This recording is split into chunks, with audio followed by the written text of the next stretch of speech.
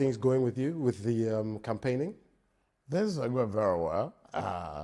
I'm very, very confident that this election, free and fair, I'm the front runner. And that is why I'm getting many arrows. We'll talk about one or two of the arrows in a bit. Let's talk about your priorities. If you do win the elections in February and you're sworn into office come May 29th, what are your priorities? Security and economic recovery to accelerated development to get Nigeria employed and get inflation down.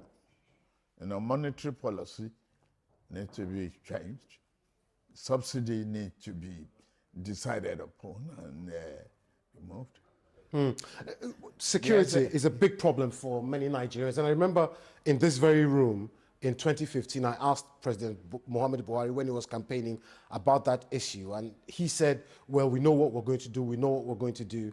The problem still persists. What are you going to do specifically? It actually reduced. I would defend him for that. Then 17 local governments and about 4 states where we have flags of foreign jihadists in Nigeria. That is no more. That is long gone.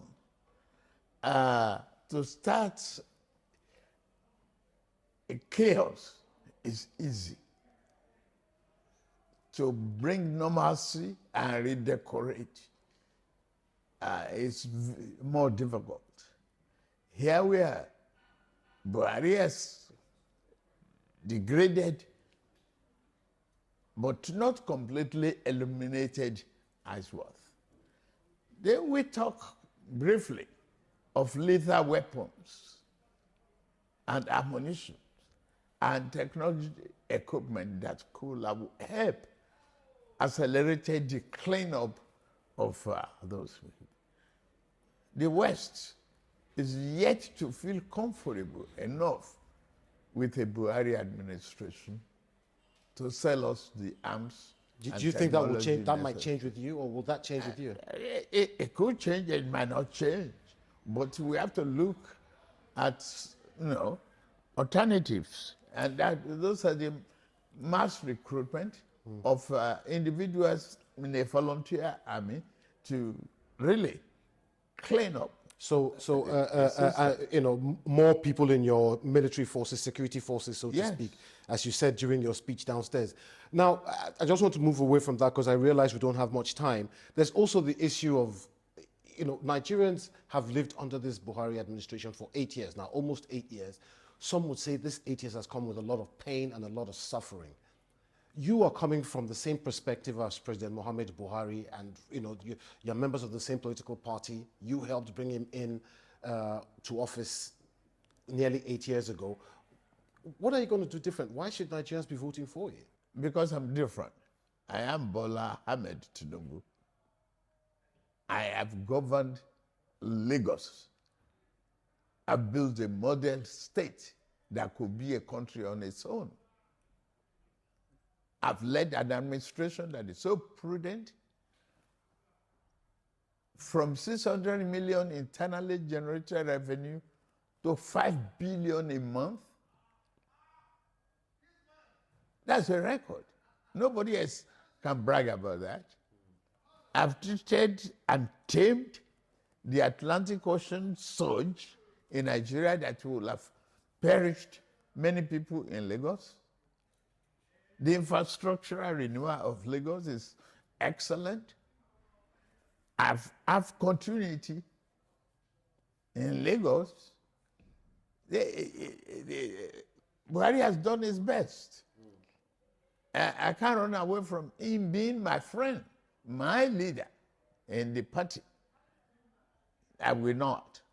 Okay, sir. I mean, when you talk about money generated in Lagos, and I want to come to your own personal self. When you talk about, you're a very wealthy man. How do you know? Well, I mean... you are not my accountant. I'm not in your account, but this is speculation, and it's fine. You can actually rebut it or not. when I look at some publications and they say they're worth 4 billion, some is even more than that, but you refuse to explain where your wealth comes from. I know where you live in Lagos. It's a massive, sprawling mansion that takes up nearly a quarter of a street in a very expensive suburb. Why do you refuse? I mean, don't Nigerians have the right to know where the wealth of their next leader comes from? Because they got to know how to analyze and how to ask questions, not in the accusatory format. Are they enemy of wealth? If they are not enemy of wealth, investment do yield. I have an example of a Warren Buffett, one of the richest men in the country, in America and in the world.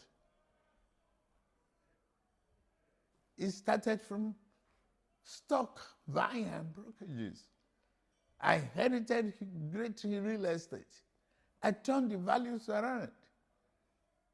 I'm not denying my wealth.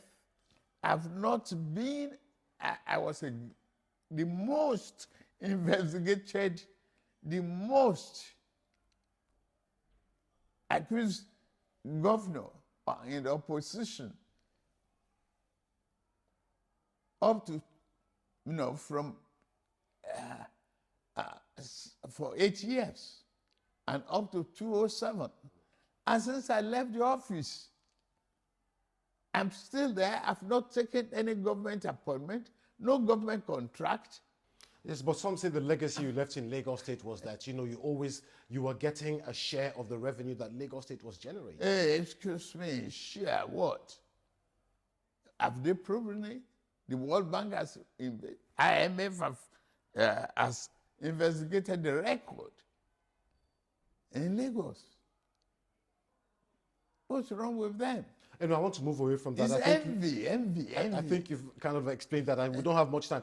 If you are not running for president, sir, you have two main opposition candidates, Abubakar Atiku and Peter Obi, who people are saying, he's the young upstart, and I mean that in a very positive way. Young where? Young upstart. Have they been governor of Anambra 8 years? Anyway, Your Excellency, if you weren't running for president, which of your two major opponents would you be voting for? None.